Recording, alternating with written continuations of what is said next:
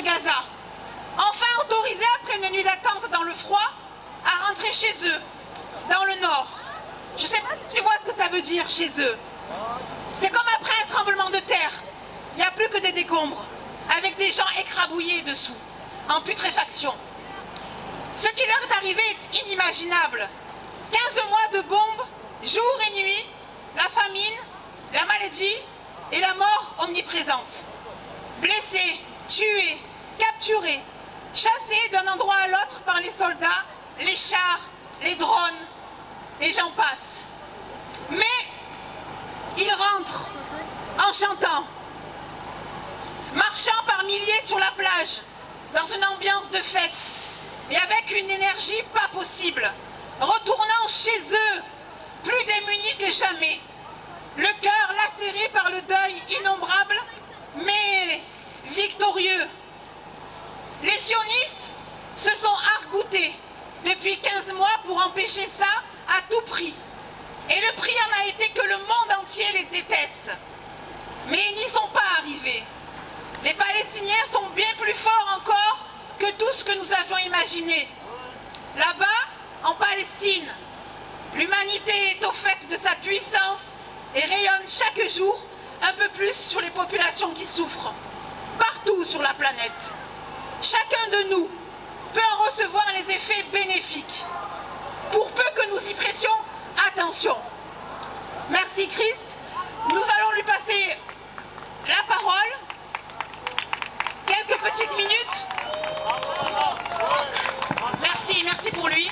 Merci pour eux. Et ensuite, nous allons pouvoir faire la minute de silence en hommage à tous les Palestiniens assassinés. Merci à toi d'avoir lu à ma place, parce que moi, je pourrais pas. Ça me tire trop les larmes. Je vais essayer de vous parler d'un autre aspect du miracle réalisé par la résistance palestinienne. Cet autre aspect, ce sont ces prisonniers libérés. Certains parmi eux ont été condamnés à plusieurs peines à perpétuité. Il y en a qui sont là-bas depuis 6 ans, d'autres depuis 20 ans. Je voulais vous parler de Jamal Darwish. C'est un poète, Jamal Darwish, qui a été condamné à 4 perpétuités. Il a été emprisonné en 2002, donc vous voyez depuis quand il y est, et il est sorti. Et il est rentré chez lui. Et bon, je ne vais pas vous expliquer tout ce qu'il a subi, parce que je pense que parmi vous, vous le savez, c'est la torture, c'est les privations, c'est l'humiliation, c'est atroce ce que vivent les prisonniers palestiniens. Mais moi, ça m'a touché encore plus, parce que si je n'ai pas connu Jamal, j'ai connu son frère. Son frère s'appelait Khaled Darwish, Shawish, pardon pour le nom. Khaled, on l'a connu en 2002 à la Moukata. Il était blessé, il avait reçu 9 balles dans le corps, des mitrailleuses de char. Je vous raconte brièvement parce que c'est hallucinant, c'est miraculeux. Il était appelé par les Israéliens le Rambo palestinien. Il leur faisait peur, cet homme. Il avait un genre de fusil mitrailleur avec un lance-roquette. Il se démerdait de passer derrière les chars et il leur trouvait le cul au Merkava, invincible. Khaled Shawish était un grand héros. Nous on a vu, y compris Yasser Arafat la nuit, venir le serrer dans ses bras comme un héros du pays. Cet homme, donc, avec ses 9 balles dans le corps, a été paraplégique, il n'avait plus l'usage de ses jambes.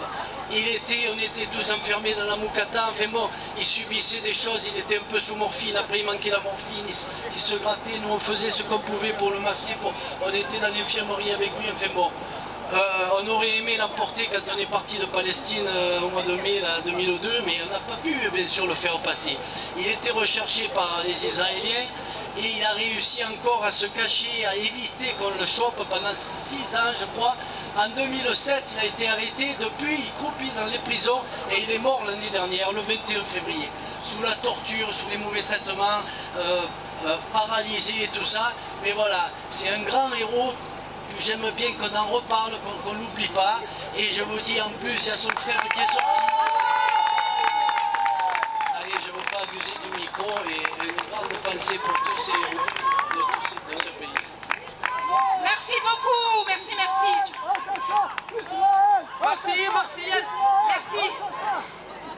J'aimerais aujourd'hui qu'on ait une pensée particulière pour la petite Inde Le 29 janvier, ça fait 1 an qu'elle a été la cible de 355 balles par l'armée israélienne alors qu'elle était au téléphone avec les secours.